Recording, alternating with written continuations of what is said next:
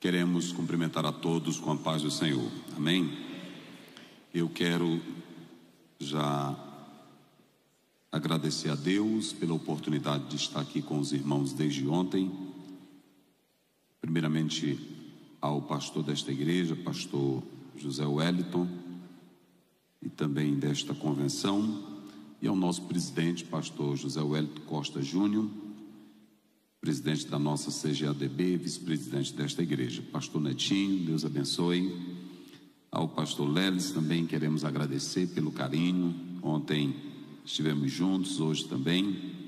Ao pastor Eduardo, ao pastor Kleber e também aos irmãos e aos cantores que aqui louvaram a Deus. Quero também parabenizar a juventude aqui da UMADEB. Para nós é um prazer, uma alegria. Lá em Brasília é UMADEB também, né? Eu estive lá num evento que é UMADEB também. E nós queremos louvar a Deus pela vida dessa juventude.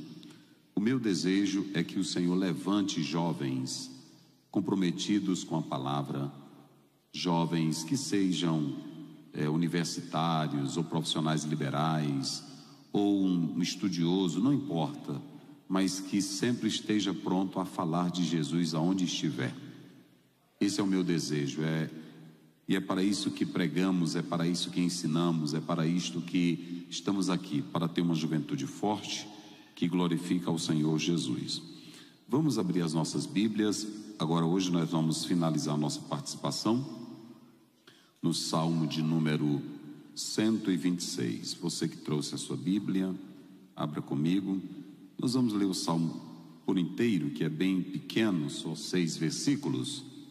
Mas eu queria que a juventude também tomasse a Bíblia, porque senão você não vai entender essa temática que foi exposta aí para os irmãos, ok? Salmo 126. Quem encontrou, diga glória a Deus. Então vamos lá. Primeiramente diz assim: quando o Senhor trouxe do cativeiro os que voltaram a Sião, estávamos como os que sonham. Aí vocês marcam essa expressão, sonham. Então a nossa boca se encheu de riso e a nossa língua de cânticos.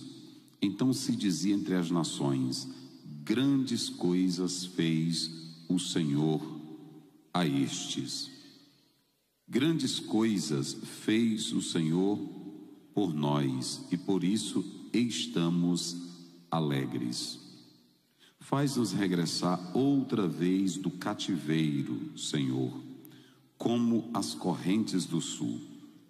Os que semeiam, aqui está o texto de vocês, os que semeiam em lágrimas cegarão com alegria. Aqueles que levam a preciosa semente, andando e chorando, voltará, sem dúvida, com alegria, trazendo consigo os molhos. Graças a Deus. Queridos irmãos, eu vou falar sobre para termos a melhor colheita. Diga comigo, para termos a melhor colheita. Vamos lá mais uma vez, como é que diz? Para termos a melhor colheita. Agora só vocês bem forte, até para despertar o sono. Vamos lá. Muito bem. Queridos, não há grandes realizações, escutem bem, jovens, eu vou ser breve e eu quero que você me escute bem.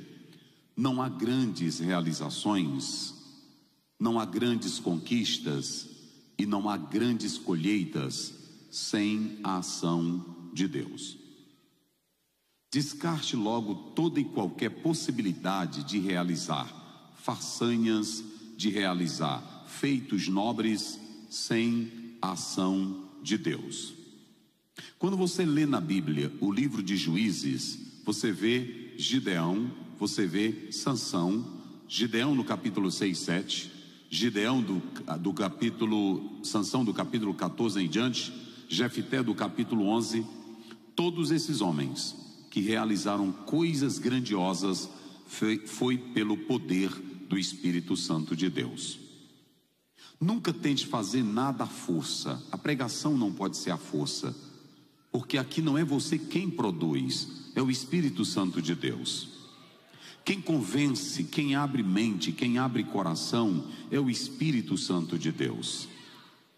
Se você vai louvar, se você vai cantar, se você vai escrever, grandes realizações só podem ser feitas com Deus. É por isso que o próprio Malaquias, Zacarias, ele já deixava isso bem claro: não por força e nem por violência, mas pelo meu Espírito. E como eu estou falando para jovens, eu quero começar dizendo a vocês que estão aqui me ouvindo: quando eu comecei a pregar, eu fazia muita coisa de mim mesmo. Eu forçava o ambiente, eu forçava a pregação, eu forçava o pulmão, eu forçava tudo para ver se dava alguma coisa. Mas aí a Bíblia diz que não é por força e nem por violência. Vocês sabem que uma pessoa experiente, ele não precisa botar tanta força para derribar uma árvore. Se o machado estiver bem afinado, na mesma hora cai. É assim ou não é? Pronto, às vezes você entra em um consultório odontológico e vê uma mocinha bem fininha, e você diz assim: como é que ela vai extrair o dente desse homem sendo ela fininha? Aí uma diz para mim: pastor, não é força, é técnica. Ora, se lá fora eles têm técnicas para fazer as coisas, aqui a nossa técnica, ela vem do Espírito Santo de Deus. Só quem glorifica a Deus. Então, eu estou dando aqui esse conselho, porque se você pegar Êxodo capítulo 31, a Bíblia diz que Deus chamou Bezalel, Oliabe para trabalhar com ferro, para trabalhar com bronze, para trabalhar com prata, para trabalhar com madeira. Trabalhar com barro, trabalhar com ferro, trabalhar com madeira não é fácil. Mas Deus disse assim: eu te chamei e enchi do meu Espírito Santo. E quando é o Espírito Santo que enche, não se preocupe se o camarada é barro, se ele é ferro, se ele é bronze, se ele é prata, se tem cara bonita, se tem cara feia, se é novo, se é velho. Não se preocupe. Quem vai agir na tua vida é o Espírito Santo de Deus. Então vamos compreender logo de imediato: não há grandes conquistas sem a ação de Deus. Vamos lá, digam comigo: não há grandes conquistas sem o quê? Vocês podem observar que o próprio texto bíblico, ele começa dizendo aí para nós: grandes coisas fez o quê? Digam aí vocês bem forte, só para despertar o sono. Vamos lá? Grandes coisas fez o Senhor por nós, por isso nós estamos alegres. Olha, se vocês analisarem a expressão grande, gadol, essa expressão gadol no hebraico, ela é muito interessante, mas você vê aqui que a própria expressão Higdil, Yehová ou Yavé, Lassoti, ele está dizendo grande coisas Deus. Não está dizendo Moisés, não está dizendo Abraão, não está dizendo Jacó, não está dizendo Davi, não está dizendo nenhum dos heróis da fé. Está dizendo grandes coisas fez o Senhor por nós, por isso nós estamos alegres. Tudo começa com Deus. Então o que eu quero falar aqui é isso: se quisermos boas colheitas, nós temos que começar com quem? Com Deus. Vamos lá. Se quisermos boas colheitas, temos que começar com quem? Com Deus. Mas a outra coisa é que não pode haver. Eu estava desde ontem olhando para vocês com essa camiseta e olhando agora à tarde também. Vocês cantaram, vocês louvaram a Deus. Agora ouçam bem: não há como se ter grandes colheitas, diga comigo bem forte, se a terra não presta. E agora eu vou começar. Eu vou começar porque é o seguinte, prestem bem atenção. Às vezes quando a gente fala para jovem, e é muito comum, é muito simples, nós queremos falar para os jovens de modo romântico. De modo romântico. E como é o romantismo? Amado filho, Deus te entende, Ele sabe teu lado. Isso aí que você está passando, e às vezes eu fico passando mel nele, eu fico passando Nutella, eu fico passando creme, e ele está todo ruim dentro da igreja. O teu louvor não vale nada para Deus se a tua terra não presta. O teu glória não vale nada aqui para Deus se a tua terra não é boa. E quem quer fazer grandes colheitas? Quem quer fazer grandes colheitas? Então olhe para cá, não há como se fazer grandes colheitas quando a terra não presta. Pega aí na mão do irmão, só para despertar, e olha aí nos olhos dele e diga: não há, vamos lá, bem forte, não há como fazer boas colheitas quando a terra não presta.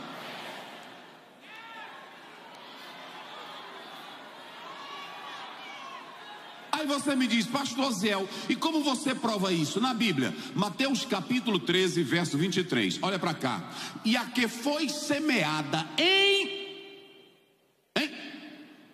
e a que foi semeada, digam vocês aí, jovens, olha para mim aqui, Deus não semeia em quem não presta. O pastor aqui, ele pode te agradar, agora Deus só semeia em terra que presta. Eu vou logo te dizer, jovem, não pense você que vivendo errado Deus vai te entender e vai investir em você. Ele só vai semear em terra boa. Cadê as terras boas aí? Levante a mão, só quem é terra boa. E a semente que caiu aonde? Não sou eu não, é a Bíblia. A semente ou aquela que foi semeada, diga bem forte, jovens, aonde? Em boa? Vamos lá, em quê? Em boa terra. Kalos Ge. Sabe o que é essa expressão Kalos Ge? Sabe o que é boa terra? Excepcional.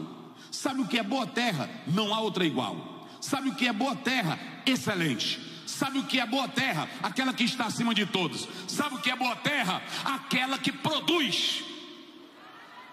E observem que o texto diz assim: a que foi semeada em boa terra. Vocês botaram aí a colheita. Agora quando você chega, ele diz: a que foi semeada em boa terra é aquela que ouve o quê? A palavra, e compreende a palavra e dá fruto. Você não pode dar fruto se você não gosta de ouvir Bíblia. Você não vai dar fruto se você não gosta de palavra. Eu vou dizer uma coisa aqui para vocês que eu digo em todo o Brasil: o louvor é importante, a adoração é importante, mas o que promove a tua salvação é a preciosa palavra de Deus. Cadê a juventude que gosta de ouvir Bíblia? Cadê? Pega a tua Bíblia aí, levante ela, sacode ela. Cadê a Bíblia? Sacode ela assim, sacode. Olha o Madeb aí, sacode. Satanás anda espalhando que tem jovem que não gosta de Bíblia, mas eu ainda acredito que aqui tem jovens que amam a Bíblia. Levanta a tua Bíblia e dá maior glória aqui nesta tarde. Mas vamos lá. O que ouve a palavra, me dê só mais retorno, filho, que eu prego muito e esses dias eu estou pesado. Olha, o que ouve a palavra e compreende, não é só ouvir, é fazer o quê? É compreender. Então você pode vir para a igreja, tu pode bater palma, tem culto que o jovem batendo palma, tem dancinha, tem balé, tem tudo, é assim, mas não gosta de ouvir. Tem jovem que na hora que termina de ouvir a palavra ele vai direto para o banheiro. Ou tem jovem que quando termina o louvor ele senta perto da namorada e fica amassando ela o tempo todinho na casa de Deus.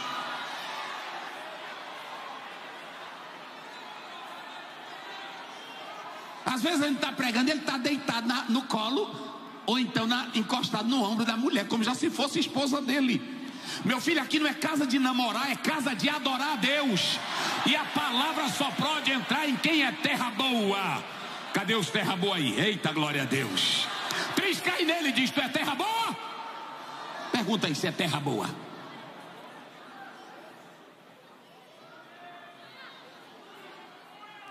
Mas vamos lá, olhe para cá. Aqui caiu em boa terra, diga comigo. Nós vamos fazer a colheita, diga. Nós vamos, não, mas só quem está aqui, diga. Nós vamos fazer a colheita. Mas para você fazer colheita em terra ruim, não funciona. Vocês sabiam que tem jovem que a gente pode investir e não dá nada? Nós não somos pessimistas, mas Jesus rogou por Pedro, mas não rogou por quem? Por Judas. Por que Jesus não rogou por Judas? Porque Jesus sabia que Judas não ia dar nada. Quando você vê um jovem que ele ama a palavra, que ele gosta de ouvir, ele vai dar alguma coisa na igreja. E eu quero dar um conselho, minha moça, meu rapaz que está aqui. Veja se essa mocinha é terra boa. Veja se esse rapazinho que está ao teu lado é terra boa. Porque investir em terra que não presta vai ser muito ruim para você.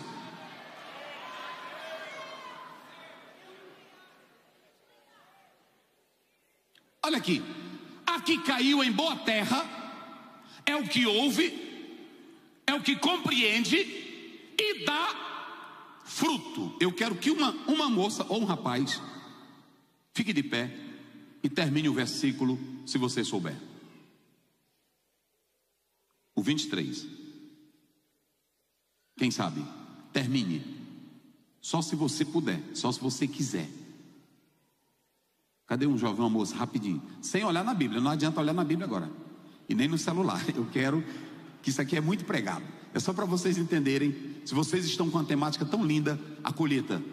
Quem sabe? E aquele que ouve e compreende dá fruto. 100, 60, 30. Sabe o que o texto está dizendo aqui para nós? Que a frutificação só pode acontecer quando a terra é boa. E quando a terra é boa, eu vou mostrar uma coisa para vocês. Talvez vocês disseram assim: Pastor Aziel, mas o senhor falou que tem terra que não presta. Tem. E eu vou mostrar uma terra que Deus investiu e não valeu nada.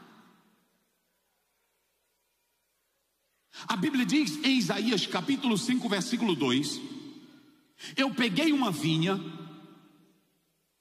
cerquei ela, tirei as pedras, limpei-a, eu coloquei no meio dela uma torre, eu coloquei oásis no meio dela. Deus dizendo, Deus colocou tudo naquela terra. Aí ele diz: eu esperei que desse uvas boas, mas deu o quê? Uvas bravas.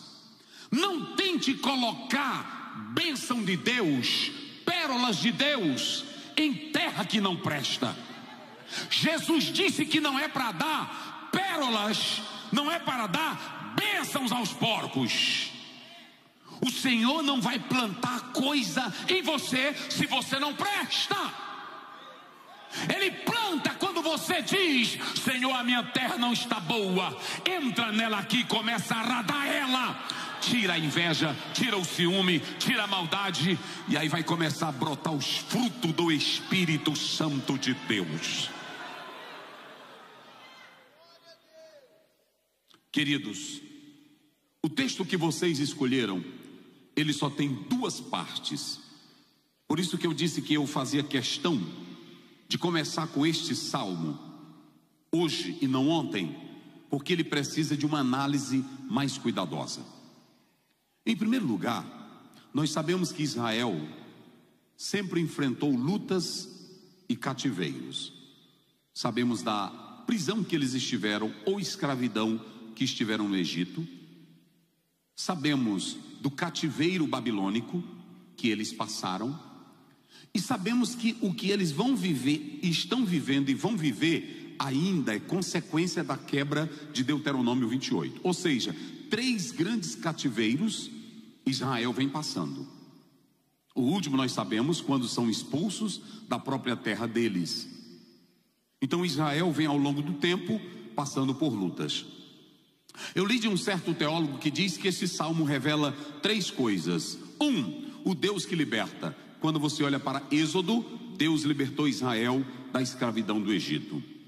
Quando você olha para o deserto, Deus caminha com Israel no deserto. Mas também Deus é o Deus que habita com Israel durante a sua peregrinação. Esse capítulo que nós estamos lendo, ele é um capítulo que envolve 2 coisas. Envolve bênçãos e envolve frustrações. Envolve passado e envolve presente.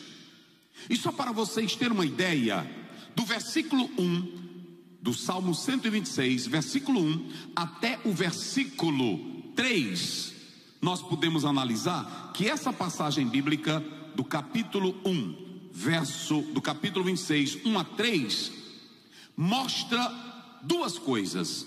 Primeiro, Israel estava voltando do cativeiro. Mas quando Israel chegou no cativeiro, não era brincadeira. Ouçam bem, quando Israel chega no cativeiro, eles chegam frustrados, eles chegam decepcionados, eles chegam arrasados, eles chegam acabados. O pior, eles chegam envergonhados. Por quê? Cadê o Deus do Sinai? Cadê o Deus que os libertou? Cadê o Deus que fez brotar água da rocha? Cadê o Deus que mandou maná? Cadê o Deus que levantou Moisés? Cadê o Deus que se manifestava em coluna de nuvem, coluna de fogo? Cadê o Deus que disse que eles seriam cabeça e não cauda? Cadê o Deus desse povo? E quando eles estavam no cativeiro, os babilônicos chegavam e diziam: cantem para nós, porque é muito lindo você ouvir uma canção feita por um judeu que ama a Deus, por aquele que é apaixonado por Deus. E eles ouviam falar que Israel era a congregação do louvor. Então eles diziam: cantem para nós. E eles falavam: como cantar? Estamos frustrados. O nosso passado era lindo, mas o nosso presente é sem glória. A nossa história é bonita, mas o nosso presente não tem brilho. Como cantar? Como louvar se nós estamos em desgraça? E eles penduravam as harpas e não louvavam. Mas eles ficaram no cativeiro. Ouçam bem, olha o que diz a Bíblia. Eles ficaram no cativeiro 70 anos. E quem vai trazer uma profecia para eles irem para o cativeiro é o próprio Jeremias. E Jeremias diz para eles construírem, para eles trabalharem, porque eles não iam sair do cativeiro de imediato. 70 anos cativos, escravos.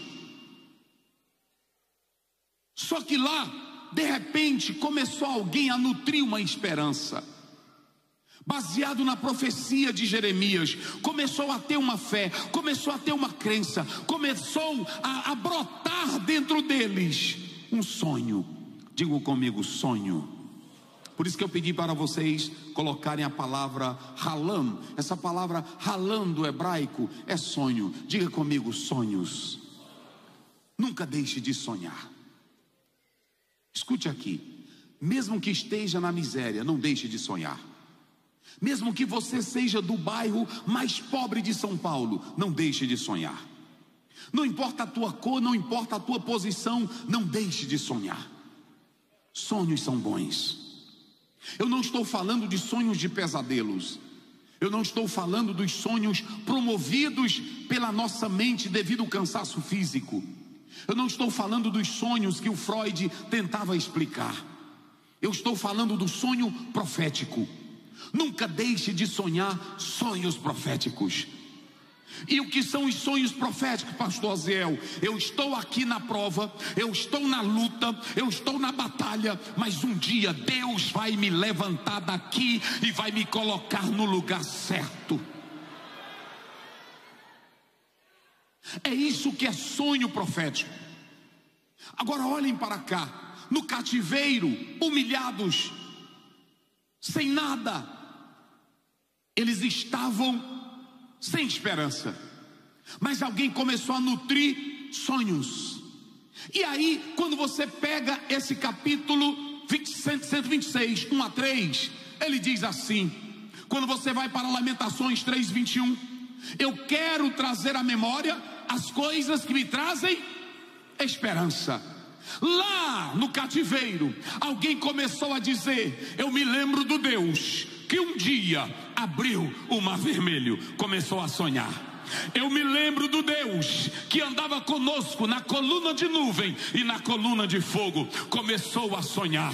Daniel, dentro do cativeiro, capítulo 6, versículo 10, ele foi orar porque ele sabia que estava terminando o tempo do cativeiro. Na Babilônia, eles começaram a sonhar. Queridos, deixa eu dizer uma coisa para vocês: não deixe de sonhar. Quando o escritor diz em Lamentações, quero trazer a memória, ele não estava falando de memórias do passado para trazer aquela nostalgia. Não, quando ele dizia, eu quero trazer a memória, ele estava dizendo, eu quero lembrar do Deus que agiu na história.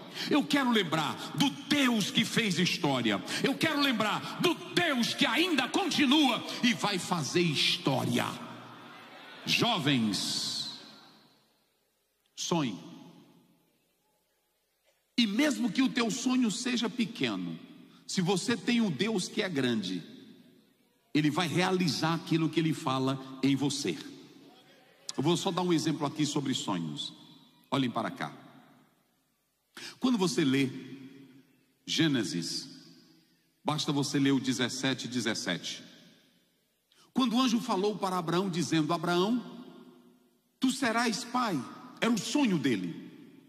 Está escrito assim, então caiu Abraão no chão e sorriu. E disse no seu coração, por acaso, a um homem de 100 anos darás filhos? E a uma mulher de 90 anos ainda conceberá? Tudo parecia impossível.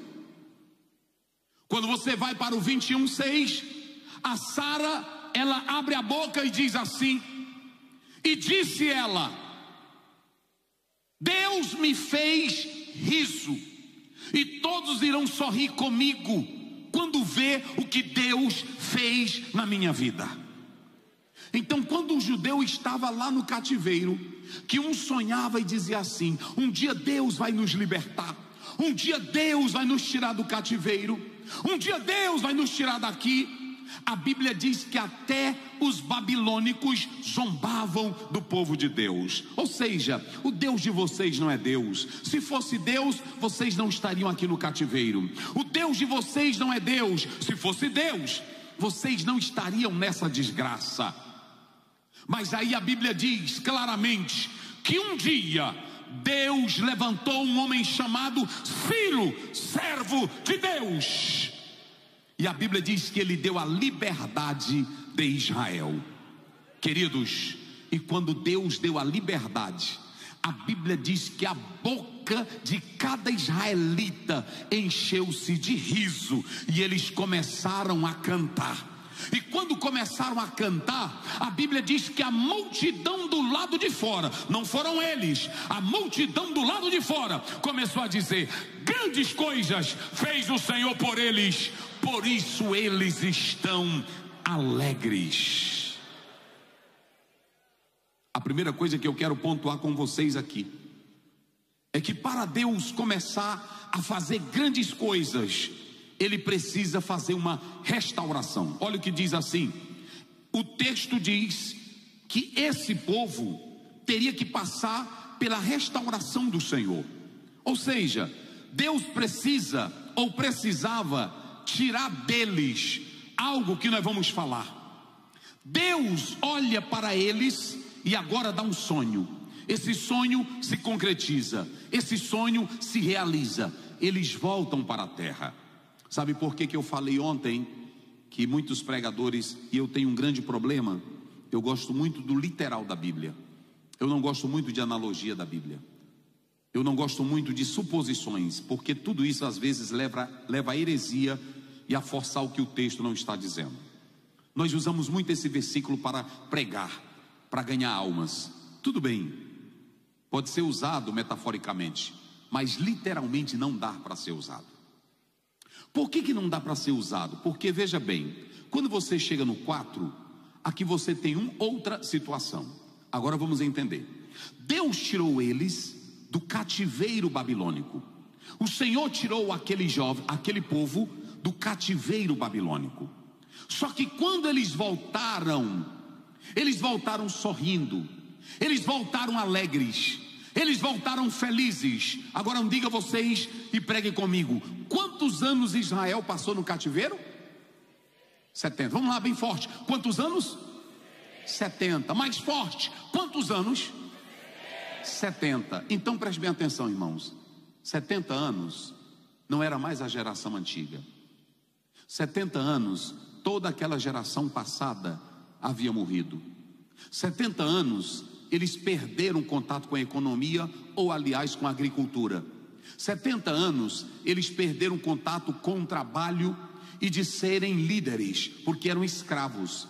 70 anos, eles esqueceram muitas coisas, porque não tinha mais contato.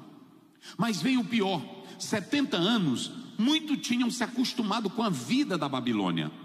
Mas quando eles voltam, 70 anos depois que eles voltam, a terra está dura, a terra está difícil para o trabalho, a terra está difícil para a colheita, a terra está totalmente pesada para se colher.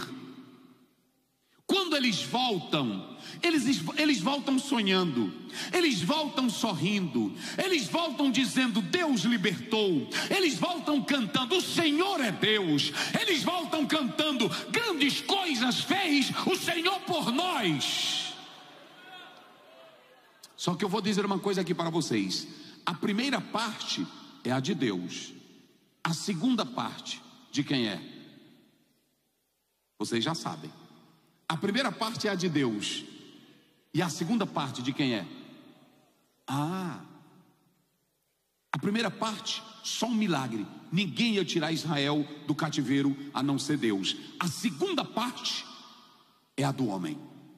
Deus, ele tinha dado a terra, Deus tinha libertado do cativeiro, Deus fez que eles retornassem. Mas quando eles chegaram lá,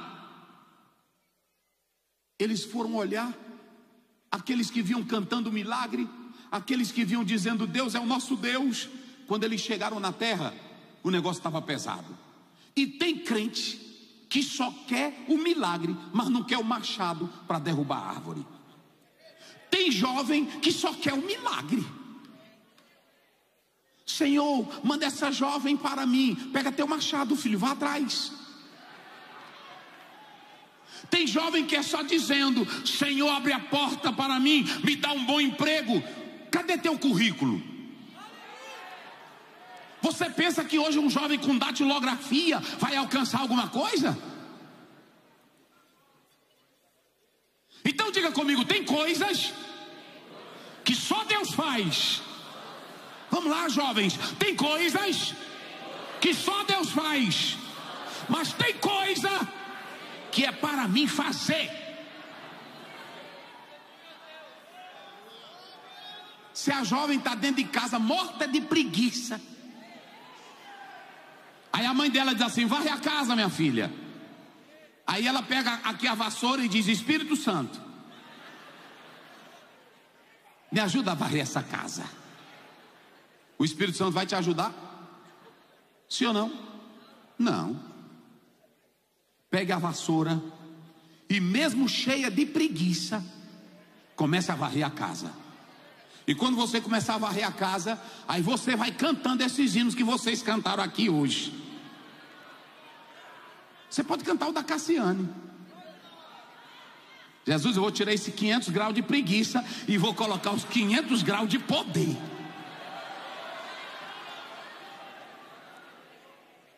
Porque tem coisas que é de Deus e tem coisas que é o quê? É nossa. Maiperma diz assim: se vai ter um concurso e você sabe que é para 1000, não se deite dizendo: Senhor, tem 1000 na fila, mas tu és o meu Deus. Já me consagrei, tirei 3 dias de jejum e oração, e agora eu vou deitar tranquilo. Não, caia nos livros de noite e de dia. E quando chegar no outro dia, que tu chega lá na fila para fazer o concurso e tiver com a cara de sono, aí você diz: Espírito Santo, A tua palavra diz em João 14, 26: tu me farás lembrar tudo o que eu estudei. Me ajuda agora neste concurso, me dá equilíbrio na mente, me dá equilíbrio nos pensamentos. Aí você vai sentar e vai fazer a prova, e Deus vai te abençoar, porque tem coisa que é de Deus, mas tem coisa que é. Se o jovem está aqui, meu jovem, você está afim de uma moça, não pense que ele vai fazer com você como fez com Filipe, te aproxima do carro, como lá em Atos 8, é você mesmo. Senhor Jesus, eu vou encostar nela ali, se ela me der um fora, amém, então encoste nela. Pode ser, minha jovem, pode, Senhor, eu vi você cantando ali, te achei bonita. Aí ela já está sabendo. Se ela disser assim, vamos orar, aí você diz assim para ela, tá bom minha filha, vá orar. Porque toda moça, quando ela não quer um rapaz, ela joga esse negócio. Foram várias que fizeram assim comigo. Ô irmão, Pai do Senhor, eu lhe achei bonita, eu lhe achei. Ô irmão, eu agora quero só estudar, eu estou. Aí quando ela saía, que um outro rapazinho bonito chegava, irmã, disse, oh meu Deus, é um gato. Ai Jesus. Então olhe para cá. Tem irmã que ela inventa isso. Quando você não quiser o rapaz, não invente oração não. Diga para ele, meu querido, você é uma boa pessoa, eu até lhe admiro. Se ele não é bonito, não diga, não minta. Olha, eu lhe admiro, você é uma pessoa elegante, mas nesse momento eu acho que Deus tem algo melhor para você. Muito obrigado, mas eu me sinto. Aí você vai tirar ele de cena com ela, mas diga, irmão, vá orar. Se Jesus, porque para um bonito ela nunca manda ele orar. Mas para o irmãozinho que não tem boa aparência, aí ela manda ele orar.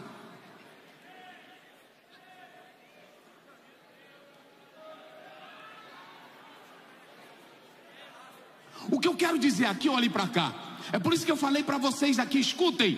Tem coisa que é para Deus e tem coisa que é para nós. Quantos anos no cativeiro, gente? Quantos anos? Vamos lá, prega comigo, eu já vou encerrar. Quantos anos? 70, diga bem forte para não esquecer. Quantos anos? Aí quando eles chegaram 70 anos, olha para cá, vitória, vitória, glória a Deus, aleluia, a terra é nossa, promessa, conseguimos, saímos, vitória. Aí quando foi no outro dia, pão para comer, cadê? Não tinha. Tudo cercado e duro para trabalhar. Aí é que entra aqui, olha, o pai olhava para o rapaz e dizia, meu filho, como é que nós vamos comer? E o filho, sim papai, como é que nós vamos comer? Aí eles começaram a dizer, Senhor, faz regressar. Eles saíram de um cativeiro e entraram em outro cativeiro. O cativeiro que eles saíram era o cativeiro da Babilônia, era o cativeiro da escravidão. Mas quando eles chegam na terra, gente, a terra está pesada, porque eles pecaram. Olhe para mim aqui, tudo que tem pecado, a maldição entra. E quando a maldição entra, eles pecaram. Está lá em Deuteronômio 28, 23. Eis que os céus que estão em cima de vocês, eu vou fazer de bronze, e a terra que está embaixo dos vossos pés, eu vou fazer ela de ferro. Joel capítulo 2, eu vou fazer com que os gafanhotos destruam as lavouras de vocês. 70 anos eles voltaram, mas quando voltaram, Deus deu a liberdade. Só que agora a terra estava dura, a terra estava pesada. E quando eles olharam, eles disseram, faz regressar, Senhor. Ou seja, muda a nossa sorte. O Senhor nos tirou de um cativeiro, mas nós estamos em outro cativeiro. A terra está dura. Agora olhem para mim, Deus não mudou a terra. Sabe o que Deus disse para eles? Vão semear. Se vocês querem colheita, trabalhem. Se vocês querem colheita, se dediquem.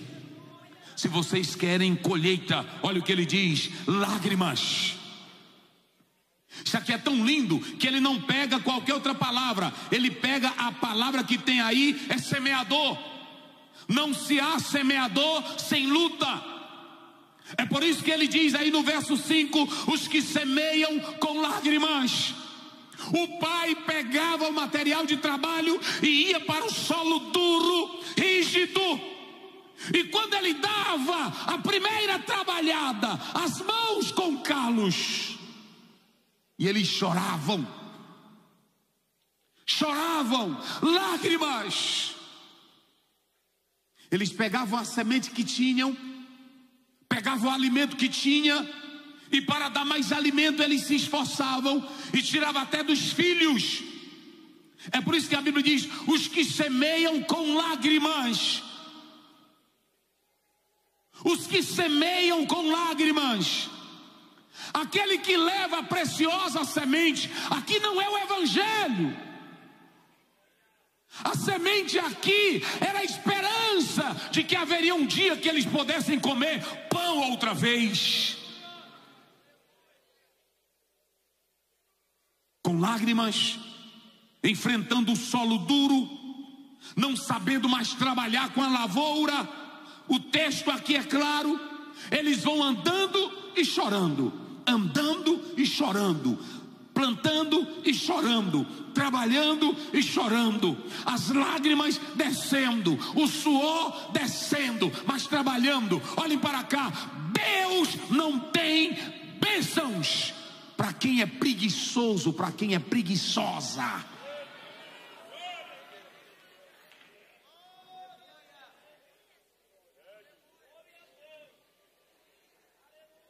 Você quer cantar aqui e quer que o povo sinta? Então tire 1 hora de oração, 2 horas de orações. Você quer pregar e quer que a glória de Deus invada o ambiente? Leia muito a tua Bíblia, estude e busque a Deus em oração. Deus não tem bênçãos para homens que querem coisas fáceis. A CPAD lançou um livro há muitos anos, Os Heróis da Fé. Muitos deles viveram poucos, porque a maioria se acabavam nas noites geladas e frias para buscar a Deus. Quando eu vi a casa de John Wesley, tinha uma bacia assim do lado. Eu perguntei para a senhora: por que essa bacia? Ela dizia: ele orava de madrugada e ele enchia de brasas, porque aqui fazia muito frio, na época ainda era mais frio, e ele botava debaixo do local aonde ele orava para aquecer enquanto ele orava. Você pensa que é fácil? É muito fácil eu chegar aqui e dizer: segura a bênção, toma a bênção, pega a bênção, receba a bênção. O anjo está descendo, está trazendo. Para quem? Para quem não trabalha?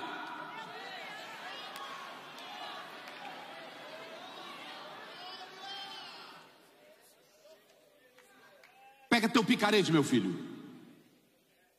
Pega tua enxó. Pega teu serrote. Pega aquilo que é a tua profissão e mãos ao trabalho. Sabe quem é que Deus abençoa? É quem trabalha.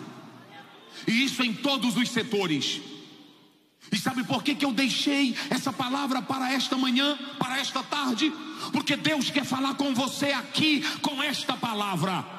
Deus vai abençoar muitos jovens, Deus vai levantar muitos jovens, mas Deus vai abençoar jovens que mesmo chorando, trabalhando, chorando no pesado, mas é assim que o Senhor Deus vai te levantar, é assim que o Senhor Deus vai te abençoar. A primeira coisa que eu observo: para nós termos colheitas abençoadas, nós precisamos ter uma restauração completa. João Calvino dizia que é só quando há restauração em nós é que Deus pode trabalhar com o seu poder. Deus não pode trabalhar na terra onde a terra não presta. Deus não pode trabalhar numa terra onde a terra não dá liberdade para ele trabalhar. Paulo diz em 1 Coríntios 7, limpai-vos, 5:7, limpai-vos do fermento velho. Eu não sei como está a tua terra aqui nesta tarde, mas se você está aqui dentro com o pecado da fornicação, Deus não vai trabalhar em você. Se você jovem está aqui é viciado em pornografia, Deus não vai trabalhar em você.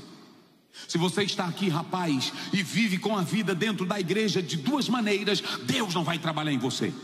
Mas se você entrou aqui, a tua terra não presta, e nesta tarde você veio aqui dizendo: muda a minha sorte, Senhor, transforma a minha terra. O Senhor Deus vai aradar a tua terra aqui nesta tarde, e o Espírito Santo de Deus vai entrar na tua vida. Eu vim aqui dizer a você que Deus, Ele quer tirar todos os rigores, todas as dificuldades, para que você seja uma terra melhor. Ele quer tirar teu orgulho, Ele quer tirar tua besteirinha, moça. Ele quer tirar a tua prepotência, rapaz. Ele quer tirar o espírito de vaidade. Deus não entra onde o corpo é ocupado por coisas que não prestam. E você pode fazer o melhor louvor, a melhor pregação, mas se você não disser: eis-me aqui, Senhor, trabalha na minha terra, você não vai receber a bênção.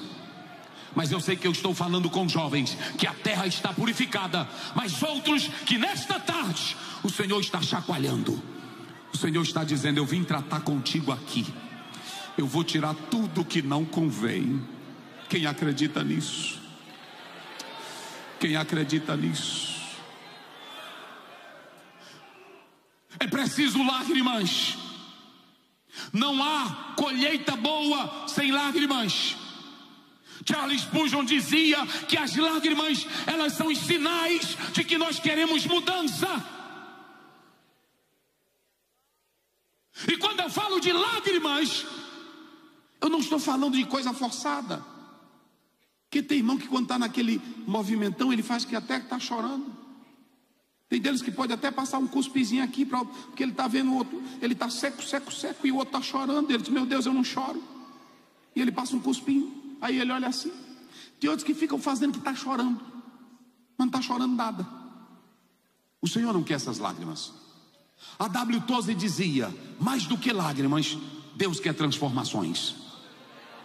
Ele dizia que às vezes se preocupava quando chegava num culto e não via um crente chorar, ou quando chegava em um culto e não via o crente pular com a mensagem dele.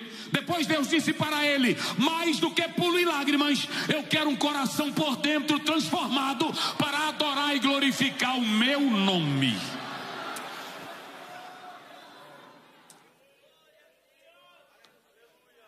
Queridos, olha o que ele diz: os que semeiam com... Era o pai pegando o instrumento de trabalho, a terra dura, o filho passando necessidade, ele plantando e as lágrimas descendo. Ele plantando e as lágrimas descendo. A terra dura, muito difícil, o sol quente, causticante, ele plantando e as lágrimas descendo. Mas veja o paradoxo, o texto mostra aqui: semear, veja bem, olha o que ele diz: semeia com lágrima. Aí ele diz também: leva a semente chorando. Olha, chorando, com lágrimas. Mas por que o pai ia? Por que o pai, sabendo que tinha lágrimas, que era duro, que era pesado, que não era fácil, por que ele ia? O pai tinha na mão algo chamado semente. Diga comigo: semente. Semente. Agora, semente só presta se plantar. Se não plantar, não presta. Encontraram uma múmia no Egito com mais de 1000 anos, e quando abriram a mão da múmia, tinha dentro da mão dela uma semente. Do jeito que a múmia tinha se acabado, a semente ficou intacta. O escritor Maiperman diz: semente sem ser plantada não vale nada. Ou seja, tu podes ter o potencial que tu tiveres, mas se não plantar em Deus, não vai adiantar nada. Nada. Nada. Plante com lágrimas, plante com choro. E aqui, queridos, quando nós atentamos para isso, observem bem, Gálatas 6, eu falei isso ontem, mas quando você lê o 7, quando você lê o 10, ele fala dessa plantação espiritual. Quando você lê Tiago 5:7, ele diz: agora pois, irmãos, esperais a vinda do Senhor, como o lavrador espera os primeiros frutos. Ele espera com paciência as primeiras chuvas. Se não tiver lágrimas, não funciona. E para finalizar, ele diz da seguinte maneira: aquele que leva a preciosa semente. Por que levar? Por que sair? Porque semente é um potencial. Jesus disse em João 12, lá pelo verso 44: se o grão de trigo cair na terra e não morrer, fica ele só, mas se morrer, dá muitos frutos. O pai não tinha riqueza, o pai não tinha poder, o pai não tinha muita potencialidade, mas o pai tinha trabalho, e junto com o trabalho, o pai tinha sementes. E ele sabia que se jogasse a semente no chão, se plantasse a semente, com trabalho, com lágrimas, com ardor, aquela semente ela tinha potência, e ela ia gerar frutos. Qual é a tua semente nesta tarde?